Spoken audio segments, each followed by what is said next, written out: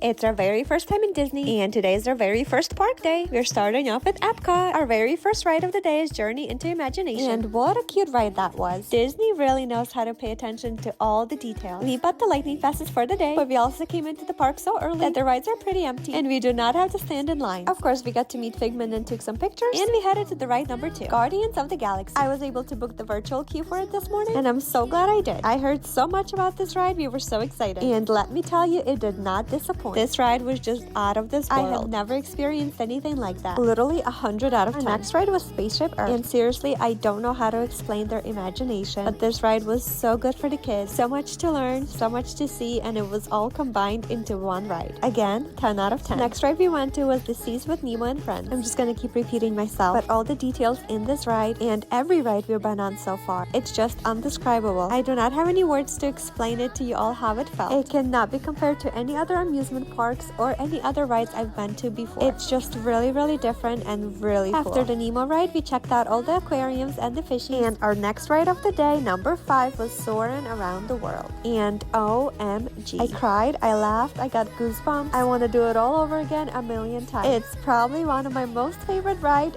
ever. Our next ride was Ratatouille, but after we got in line, it turned out that the ride was closed or broken, so we just received lightning lanes for anytime we come back if it reopens again, and we will not have to be in line. If you remember, my kids had their own little budget, so Emma decided to buy herself a little toy. Both Max and Milana also got the little Ratatouille for their shoulders. We got to see Morocco. It was really cool and very realistic looking. Next, we headed to Japan. It's insane how realistic they made it all. Literally felt like traveling the world. They even had Japanese employees. It truly is something that everyone should experience at least once in their life. Then somehow we ended up going into this Japanese store. Everybody was buying something, so of course we didn't want to feel left out and decided to buy something too. There was lots of snacks, but we ended up buying this soup for everybody. We'll take it to the hotel with us. And then the kids ended up having some snacks, and we made our way to the next country, the American Adventure. At this point, we were extremely tired and our feet are starting to hurt, so we walked inside and just sat there for a little bit. Before we knew it, there was a singing show, so we listened to that for a while. I checked the Disney app, and the Ratatouille app was open again, so we headed back because we could not miss that one and out. I'm so glad we did. With the lightning passes, we didn't even wait in line, walked straight on, and it was the cutest ride ever. I know I say it about every ride, but it was truly so cute. And again, so realistic. You just feel like you're physically there with all the smells, the feels, the heat, everything. Anyways, the main reason we started off with Epcot today is because I really wanted to try the Space 220 restaurant, and after checking the calendar multiple times, this was the only reservation available. So let's go to dinner together. It feels like we're in space. It looks like we're in space, and so far it's everything I expected and more. The service was 10 out of 10. The food was delicious. I ate every single thing on my plate, which never happens. We all loved it, and I would definitely come back here again. But back to Earth we go, because we still have more rides to go on. After eating dinner, we decided to go on a slower ride, and the ride number 8 of the day is Living with the Land. What a fabulous ride that was. Did you know Disney grows their own food that they serve to us at restaurants? Not only finding out that fact was really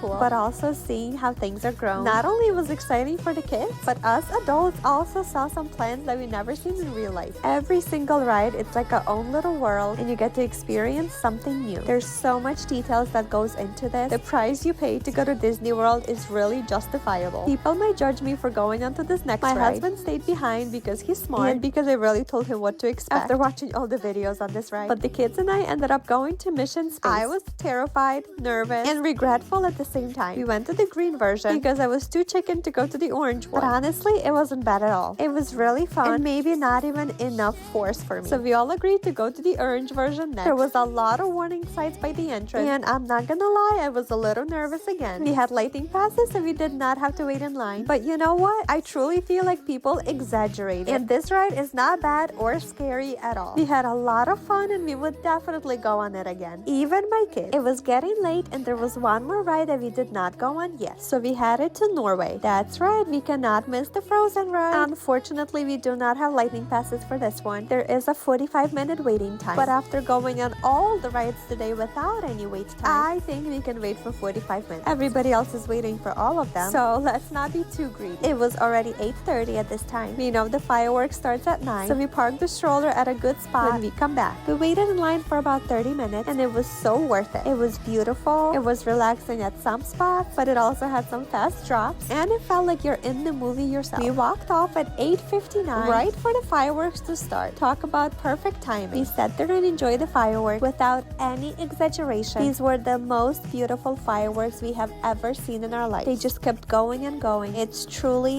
amazing. I cried real tears, and I'm so happy we were able to be here and witness this not just on video but in real life, because no matter how many of these you will watch, it will not do justice for what you see in real life. This was it for today. Over 20,000 steps later, we're heading to the hotel because we have another full park day tomorrow. Can you guess where we're going? Thanks for watching. Bye.